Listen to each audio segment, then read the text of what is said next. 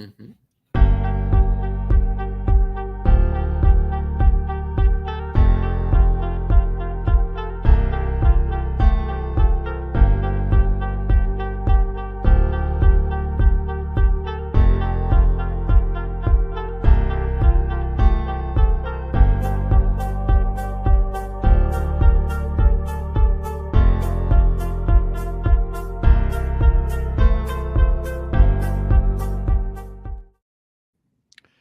Hey, good evening. Rob Burke here. Hey, we're back again for episode number 6, Burke Brigade.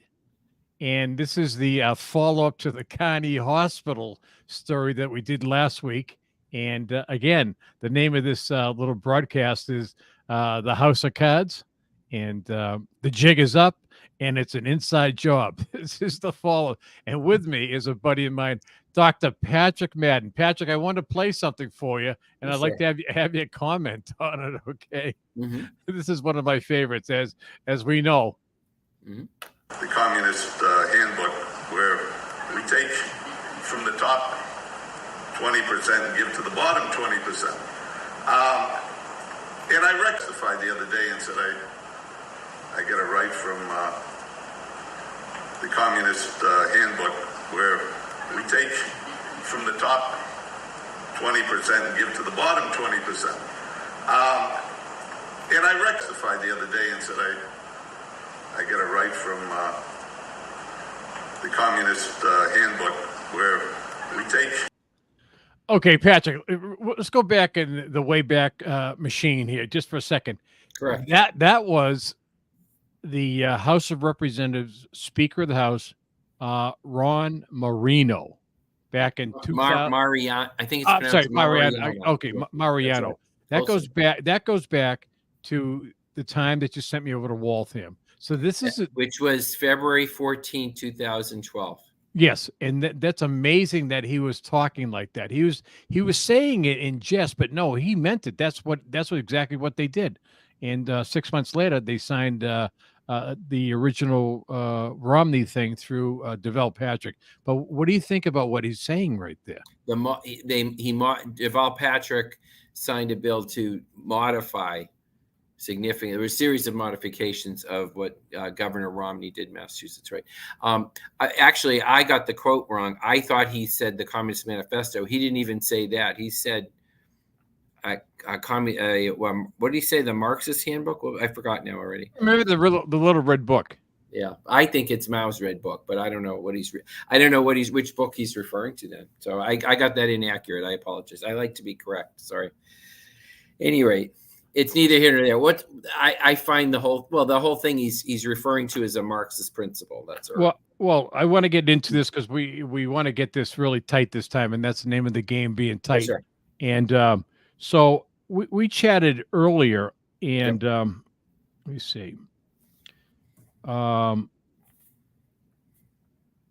There was a series of questions that I just wanted you to comment on, okay?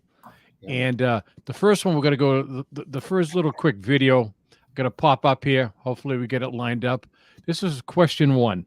And this was regarding why do the people believe so much in the ACA? Okay, so I just want to put this, because you brought this up the first time we did it. Let me just show what we did. Or ACA was passed with President Barack Obama repeatedly saying, quote, if you like your doctor, you can keep your doctor. If you like your health plan, you can keep your health plan. Unfortunately, this was proven not true. The self-proclaimed architect of the ACA, or Affordable Care Act, was an MIT economist. It's always Massachusetts, by the way, Robert. It's either to Massachusetts or from, but always. His name was Jonathan Gruber, Gruber. Oh, yeah. He said in 3 separate appearances that the American people are, quote, too stupid to understand, unquote, Obamacare. During a panel event in 2013, he said, quote, this bill was written in a tortured way to make sure the CBO, that's the Congressional Budget Office, did not score the mandates as taxes. Lack of transparency, he said, is a huge political advantage. And basically, call it the stupidity of the American voter or whatever, but basically, that was really, really critical to get the thing to pass. I want you to think about that. So Doc, what exactly? Why is that so important? The first question to be answered, or to elaborate more on why? Well, it shows that this whole morphed change or a set of changes were deliberate, that they were meant to break the system ultimately, to get the central planning that I referred to at the last meeting we had.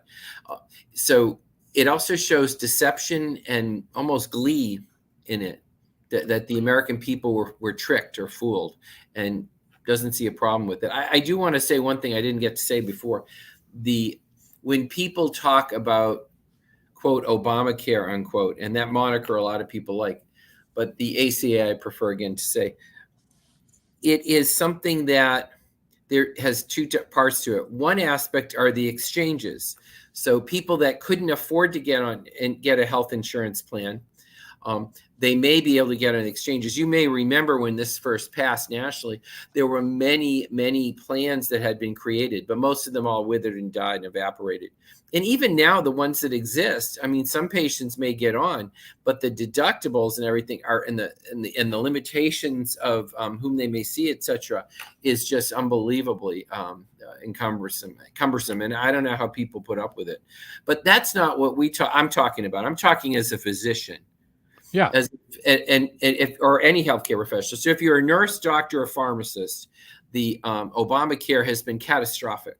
Everyone is leaving medicine. There are hundreds of pharmacies closing across the country. Many hospitals are closing. I always remember when the pandemic first started, there were 2 hospitals in West Virginia, and they had just gone up for sale. And everyone was talking how in early 2020, that everyone, oh my God, we need all these hospital beds in West Virginia. You've got to keep them open, blah, blah, blah. And the owner of the 2 hospitals said, great, you want to buy them? In other words, we don't give a beep anymore. People have had it in medicine. I cannot overstate it. Physicians are leaving left and right. It's so bad that this year, when I applied for med school, and I'm old, I'm 63 now. When I applied to med school, it had just dropped below 4 applicants per seat to get in. It was very competitive. And I'm proud to say I got in on my own. The way it is now, it is so bad this year that it is easier to get into medical school than PA or physician's assistant school. That's crazy. It's so bad that they lowered the MCAT or medical college admission test. That has been the score that medical schools would look at. Anything lower, they wouldn't even think to look at as for candidates. Now they go lower than that by 100, 150 points. I forget now what it was. So my point is they're pretty desperate. As far as my profession, of all the professions of medicine, mine is the worst. There will be, according to the American Academy of Neurology, in 2025. What year is this, Robert?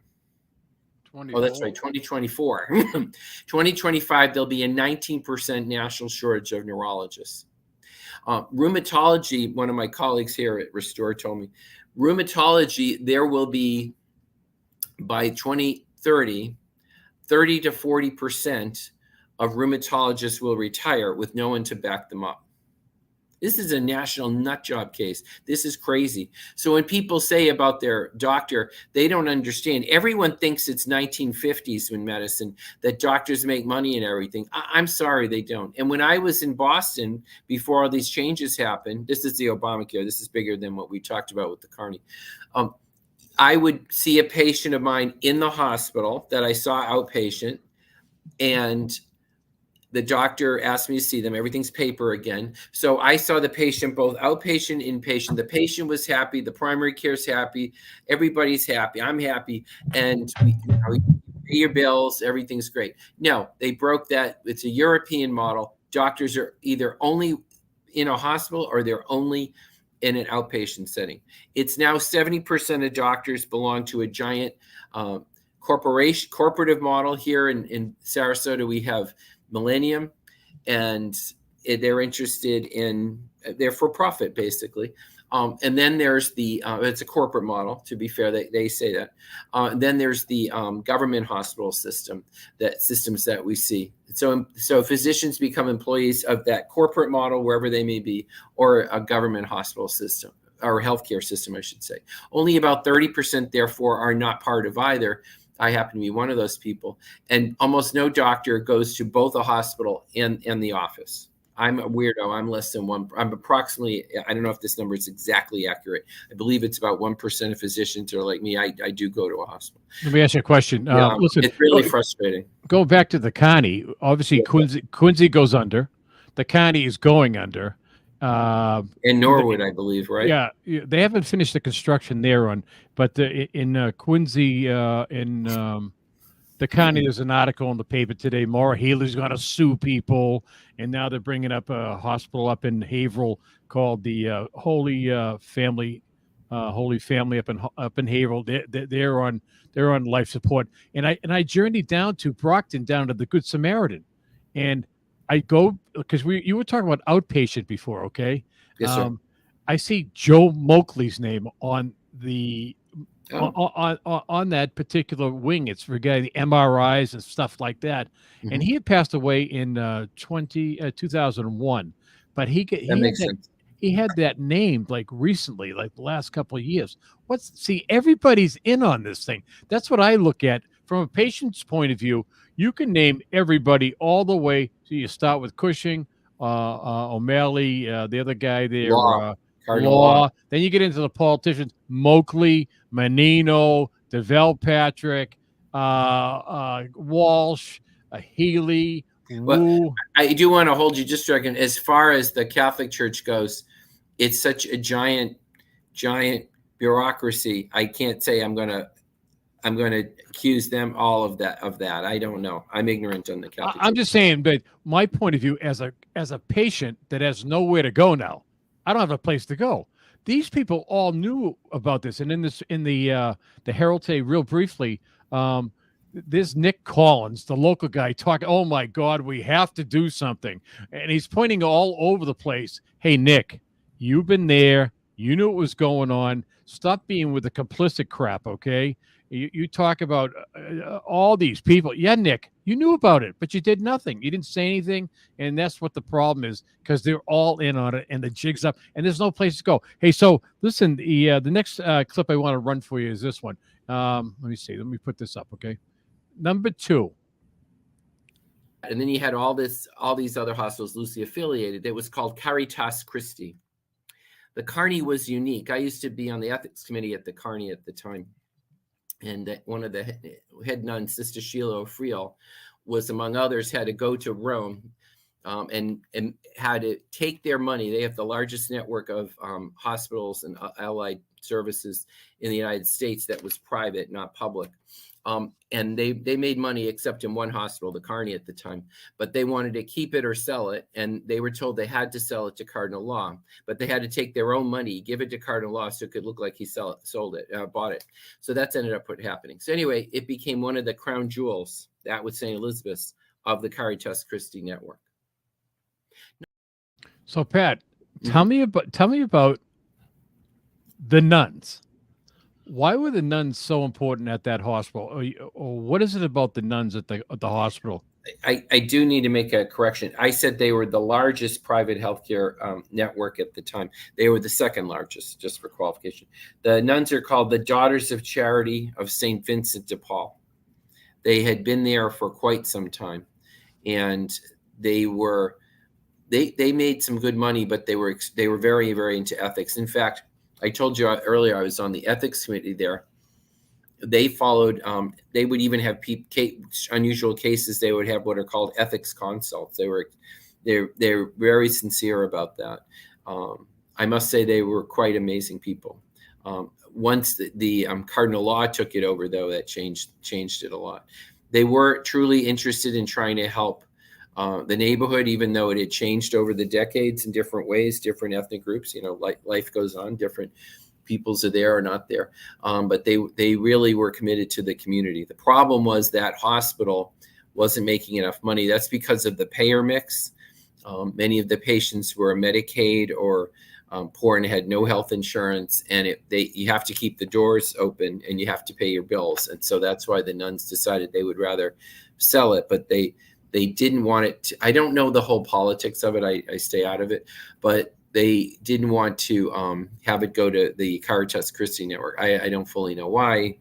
There was controversy. It doesn't matter. It happened. Here we are. Did they know there was something going on, or I don't know. I can't answer that. I don't. To be fair, yeah. If I tell you something I know, I'll tell you. If I don't, I'm ignorant there. I don't know. Hey, listen, I'm going to show you this clip right now about the HMOs, the ACOs, and the ACA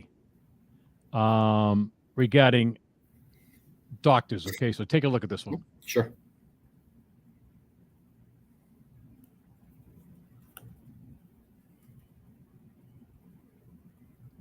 So the whole purpose you have to remember is it's called central planning.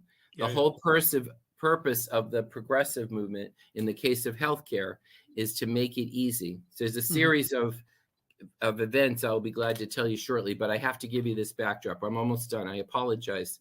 But once you understand that, things make a lot more sense then. So what was happening was doctors had to join huge practices. Otherwise, they'd lose all the referral base, and the insurance plans were complicit with these huge organizations. And those organizations that fought them was Leahy, Tufts Medical, Boston Medical. They tried to rise above this chaos and what was going on, this central planning that they were trying to force. Many doctors left completely the state, as I did. Many retired early, and others, like sheep, just joined the giant practices. Patients had nowhere to go. Patients were not told where their doctors went. They had to go see whomever, and then all craziness happened, and clinics closed. All sorts of crazy things started happening. So that's the backdrop in the beginning of the central planning, that everything went from a lot of little mom and pop places for healthcare, be it small local hospitals, clinics, and primary care offices, and small little doctors, one or two, to giant hundreds of doctors and clinics and networks and stuff. So that's that. So the number one question is, why can't I see my doctor or go to my hospital? That's the question I have. Why can't I see these people anymore? You think that's moving at a pace right now? Because there's no answers here with these people. I mean, you used to know your doctor personally, and you'd see them outpatient. And if you ended up as a patient being inpatient, you would see them inpatient to keep the continuity of care. They don't want continuity of care now. The European model is you have hospitalists, doctors that are only at the hospital, and you have doctors that are outpatient. You don't do both. I'm a weirdo. I do both. Now, I don't do it the old way. I do go to a hospital, and I do rounds on every Friday. I work with the department. It's a small LTAC I'm at. The thing is, I remember one of my friends, she's a hospitalist, for example, and she only goes to hospitals. They cover as primary care doctors with her group, different hospitals. And I told her I do outpatient, and I'm just here to help out too. And she literally shook and went, "Oh my God, how do you stand it?" Because outpatient, there's so much regulation, and it's a nightmare, which is why most neurologists are leaving outpatient especially. It's so bad in neurology that for headache neurology, the Academy of Neurology is looking at teaching primary care doctors to become headache subspecialists, which is madness because number one, they're not neurologists, and number two, there's a shortage of primary care too. So why would you teach an already dwindling population? But I don't make this stuff up. You can't. You know when I was in the county a couple of weeks ago, getting checked out, I remember walking down the hall. All the pictures are ripped off. All the people that were on the walls, all their pictures are. It reminded me of something. I don't know where. There's just a couple still left, but I still go back to this right now. Everybody knows about this. Is it? The county's dead. There's nothing going to happen with the county. No. So these people are going to. Where are these people going to go? Where am I going to go? Am I going to be funneled? Because I asked the chaplain. Well, I think down in Brockton, what kind of a radius they had for service. And they said people would come in now. I talked to a couple people, but I'm saying, like, if they have to travel and all these other people have been displaced, where are they going? Where are they going to go? Are they going to go to drive into the city of Boston to get health care and what? Wait outside on Mass and Cass? Or what do you think? It's not like they're going to, because we say in Boston, park there. Where are they going to park, Robert? You're forgetting something too. I heard that there were some people that are crossing our southern border and somehow coming into our country, and they're not officially American. I don't understand that. And so Massachusetts has a disproportionate number of them coming. We're and number where one. are they supposed to go? I wonder, do they get sick? I don't know if these people ever get sick. Oh wait, yeah, they're human, I think, and they get sick too, don't they? So you've got a perfect storm forming, guys. That's what it's all about. That's with the invaders. I call them invaders, and Yes, sir. there's enough in my neighborhood here. I don't know. I mean, these people that I'm watching, Maura Healey, we're going to sue Ralph De La Torre, and we're going to do X, Y, and Z. These people. Forgive me. Who's going to sue Dr. De La Torre? Well, you mean state officials that had helped concoct this? Yeah, let me read this little. I believe, if I told you before, about 2010, and then it really started ramping up 2000. I believe President Obama and his wife visited Dr. De La Torre's home with his wife, and they talked about this. So I believe he was a politician, if I recall. And then the Massachusetts politicians created this. There were different laws and other things that were made, and then insurance plans. These are many different aspects of society that congealed, not all of society, but many of them. I think complicit's the word that made this happen. Always remember what I told you before from Blue Cross Blue Shield of Florida. The woman representative I spoke to when I first moved to Florida, she said, we of the Blues feel what Massachusetts is doing is evil. I didn't ask her to say that. There's something she knows I don't. But Blue Cross Blue Shield, remember, of the insurance plans was one of the bigger ones pushing it. For example, they literally went to Tufts Medical and Boston Medical, for example, and told them what their reimbursements would be for different procedures and visits, etc. And they said, no, that's unacceptable. They said, take it or die. Sound familiar? Yeah. I mean, that's what I'm seeing. If one of the better health plans of Massachusetts tells a given organization, we're only going to reimburse you so and so, or we'll send all our business just somewhere else, that's kind of scary. All right, let me give you the last one, and then we just have a little follow up. Okay, this is a shorty. Okay. Yes, sir. Destruction. Anyway, by mid-October 2012. I was at a meeting of the Mass Medical Society, but they were meeting in the New England Baptist Hospital. I was at that hospital, and we were meeting in the cafeteria that night. This lawyer of the Mass Medical Society said, quote, we have come to realize that the reason for spiraling healthcare costs in America is utilization. This speaks for itself. In other words. Yeah. In other words, what? Well, in other words, we need to cut costs, and we can do that by limiting healthcare professionals, by following algorithms, which is an interesting thing. So you've got everything. The patient has a complaint. We do X, Y, and Z, etc. And more and more, they want to use healthcare underlings. That's why they're pushing for more to nurse practitioners and PAs, and then eventually they even want them to fade out, let alone physicians.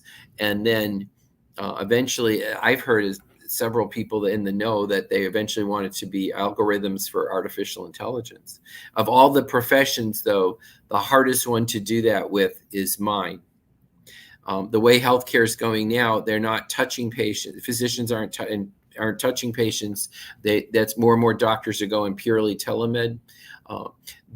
Everything's talk. They're not, in psychiatry, I can understand that. But in my world, I have to check reflexes. I have to check strength.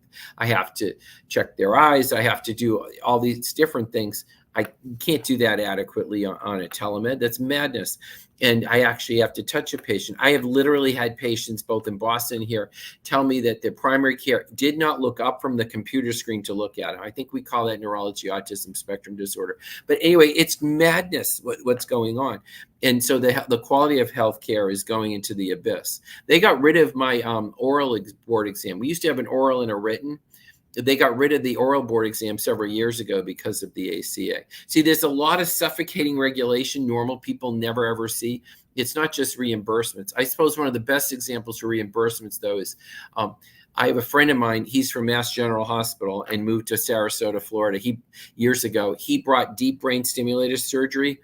That's for people with severe Parkinson's disease and people with essential tremor. And while awake, they put a hole in the skull and put these depth electrodes in, and it looks like a little bolt on the top of your head. And this is magnetically.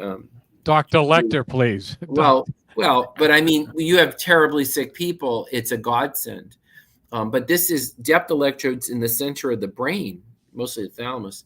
And when I had to move down 11 and a half years ago to Florida, he told me they cut his reimbursement. You can imagine it's a lot of money. He's got to get the OR. He's got to pay the operating room people. He doesn't have anesthesia. They're awake. But he's dealing with very fine equipment. I mean, you could kill someone. And $110 for everything. We got to wrap this up. Okay. Dr. Madden, I appreciate the clarification. And I learned so much, seriously, when I talked to you in this. The health is, the care is not, there's no care in healthcare anymore. Isn't that the quote? I like it. That's your quote. I didn't say it. Yeah. Hey, so there is another thing: process, not substance. That's the problem. Listen, I remember now. I got my primary coming up on September 3rd. Make sure you pull the bell for Burke and close border Burke. Rob Burke going to sign off. Doctor, it's been a pleasure, and you have a wonderful day. Have a magical day. And we'll leave it with what should we leave it with here? Our famous quote from our friend. From the top 20% and give to the bottom 20%.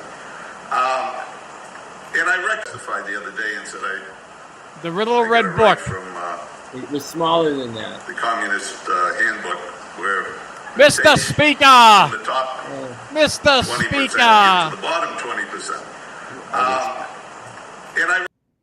We're gonna cut it, Pat. We'll see you, buddy. Good luck in Florida. Stay out of the hurricanes, will you? Take care, buddy. I will. Thank you very much.